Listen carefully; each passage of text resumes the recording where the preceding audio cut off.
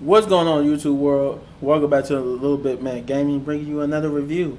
This time is a review of WandaVision Episode 3, now in color. Before we get into that, though, if you could hit that like, subscribe, and share the notification button, I greatly appreciate it. And yeah, leave a comment down below. If you like these videos, you want more of these videos, let me know. Yes, but really, hit those like buttons. Hit the share with any and everybody. Share it with your brother, your sister, cousin, aunt, auntie, nephews, nieces, all that. I need y'all to share with all the people. Get my video out, get the word out, cause I need y'all, man. I need y'all. The goal is 100 subscribers. But yeah, y'all can do all that. Appreciate it. But yeah, this is a review of WandaVision, episode 3, called Now in Color. They actually now got they find when I first did the video for last week for the first 2 episodes, they didn't have like the titles for the episode, right? So now they got titles for the episode. And I'm trying to get it pulled up right here so I could let y'all know what the titles was. I never put the titles in my descriptions for the first 2 episodes because they were just called episode 1 and episode 2. And now basically the first episode was called, the title of the first episode was called Filmed Before a Live Studio Audience. The second episode is Don't Touch That Dial. And Now in Colors is the episode we're reviewing for right now. This is the main video. And the description for this episode is Wanda's pregnancy frits her powers as she and Vision prepares for accelerated delivery. Accelerated, I should say, delivery, as it said. So basically, yeah, that's like the main chunk. This might be a small video. Might not even do like a whole big video, but for a 30-minute episode, the main thing was that the big thing was her pregnancy, and that how her pregnancy was causing her powers to go on the fritz, and that she was having this sort of old TV show. Like they did it was like it was almost like it was Happy Days and the Brady Bunch mixed together. It's like each episode they do a different show. Another person who made a review, shout outs to Tyrone Madness. It was another show. Leave it to Beaver, and that was another. The other episodes had that kind of vibe to it. This episode 3 had like the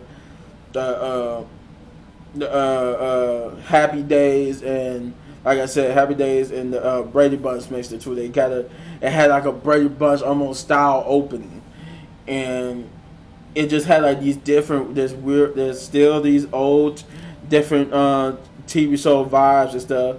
And like I said, her pregnancy was accelerating now. And as you can see too, like with each episode in a different era of TV show, that this show is branding itself after, it's becoming more apparent that also the style and the way how people dress is moving up. Like somehow whoever's doing this, they're making them dress that era, right? And this is a spoiler-free review, so I'm not going to tell you what I personally and what basically is alluding to, but I'm gonna give you like the roundabout opinion of what I'm talking about, what I'm going through. And for this episode, basically it was like I said, it was almost like it was 1970s, maybe 80s.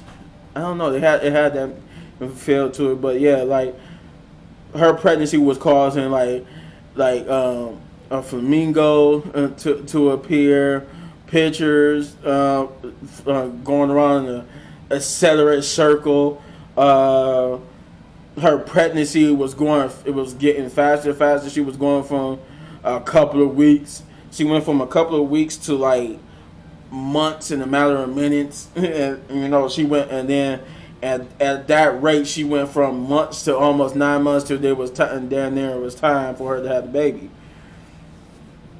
And she kept, and like she had to comically hide her pregnancy for people. Um, Vision was basically trying to prepare herself to be a father. But then he, along the way, he noticed things may not. It's still, things are becoming more apparent that something's wrong with Westview. He's realizing something's wrong with his people. Something's wrong with the neighbors, and something's wrong with them. Like, they noticing stuff, and he caught two of his neighbors, having a conversation in secret. And that conversation, when he tried to basically interject himself and try to figure out what they was talking about, that conversation alluded to something is amiss, and that someone really is doing this to them.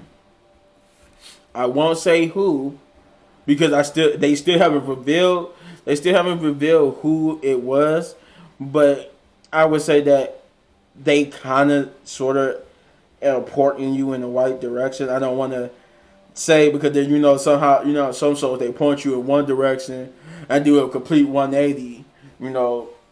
So the direction they point you right now points to a specific person who's doing this, and that particular person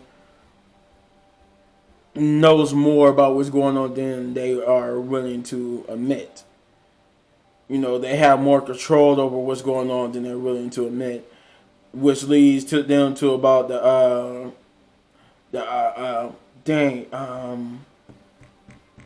I can't remember the girl's name.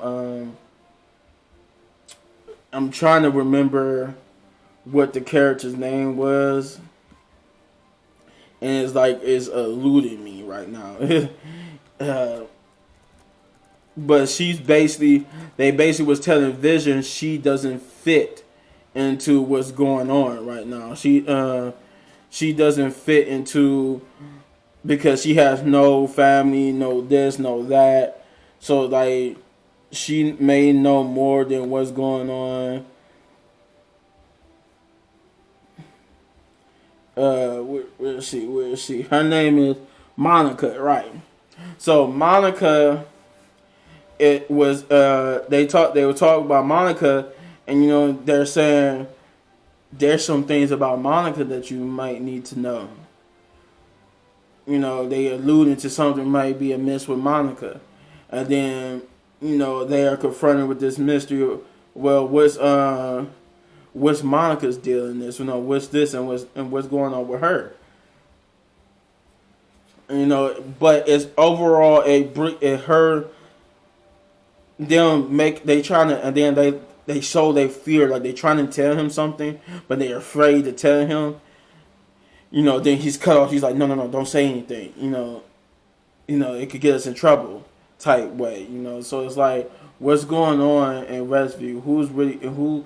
Why is this particular character they're pushing us towards doing this, right? So yeah, that's pretty much. Then the episode ends on a really banging, like it ends on like a cliffhanger that lets you know, hey, at least you find out that you do, one question is answered. Excuse me, is answered, and is this really reality, or this is like some type of fictionalized reality? They do let you know about one thing, and that somebody maybe that person that they try to point you towards probably most definitely is responsible for what's going on. But yeah, overall, the episode, it was funny. It had its moments. I would say, when I say funny, it's probably funny to other people. To me, it was just like, meh. It was a hit and miss with me. Like, I could tell it was funny. It was something that was funny, but I was mostly looking for, like, I wanted to look for what's going on. Like, who's doing this, or why is this particular person doing this? If it is that person doing it, why is they doing it? Is it because of this? Is it because the way this person feels? And the reason why I say like that, because if I say who, or at least I even say the gender of the person, you will automatically know who I'm talking about. I might as well spoil it for you if I say even the gender of the person. So it's like, if this person that's doing this, they feel a particular way because throughout. Remember, this is connected to the Marvel movies. This is connected to Infinity War, Endgame, the Avengers, Infinity War, Endgame, Avengers: Age of Ultron. This is all connected to all the Marvel movies beforehand. Because this takes place after all those movies. So it's like these events is making this person, it has trauma. Those events made this person feel a particular way, and rightfully so, because these events put this person through a particular ringer. So it's like, what's going on? Why is this? If that's the person who's doing all, is this indeed is what's going on? Why is this person doing this? Then, like, it's to fill a hole in that person's heart. It's to, for grief, whatever. But it all answers, I guess, it still be to reveal. But they did reveal the end. It reveals a big piece of the puzzle, in my opinion, because at least we know that wherever this places is that they're in, it's a separate, I want to say like dimension, but it's like some type of magical barrier where within that wall and that barrier, this whole other world exists, but outside is the real version of that world. But yeah, overall, I give it a 7.5 of big ups, because though it still is not, I still get off put by the old classical vibes of the show. It's not what keeps me interested. Those parts, for me, those are actually like the lows. And I get it. I've seen those shows that is emulating. I have seen those shows. I'm soon to be 31, so I've seen the shows that it's trying to, the sitcom family show that it's trying to emulate, but at the same time, that's not what I came here for. Like, you see, when I didn't come from I get this is a TV show, so I'm not coming for action packed, TV-ness, but I'm also I didn't come for action packed movie, quality, cinematographic and all that type of stuff. But I do expect more action from the shows I watch, because if I watch a show, it's because I'm interested in something of it. And for the low part, the little classic sitcom family stuff, that part's be putting me off. But then it gets you, because then it hits you right with the parts that you're looking for. What's going on? Why are they in this type of world? Who is doing this to them? Who is controlling it? Is this organization involved? Is this organization involved? You see all that. Then it's a little, you got the little Easter eggs and stuff and like that. Everything is coming into formation, and you see what's going on. But yeah, that's why I give it a 7.5, because there's a lot of times there I find myself in the first, after watching 3 episodes. After watching 3 episodes, I find myself like it's just when they end those comedy parts where they just acting like they in a sitcom family show, I'd be like, I find myself starting looking at my phone a little bit, but then I keep, for the sake of this, like for this type of video, I go back to watching the show. But it's like I'm kind of bored watching it, like, because I don't really care for this old school style show. But then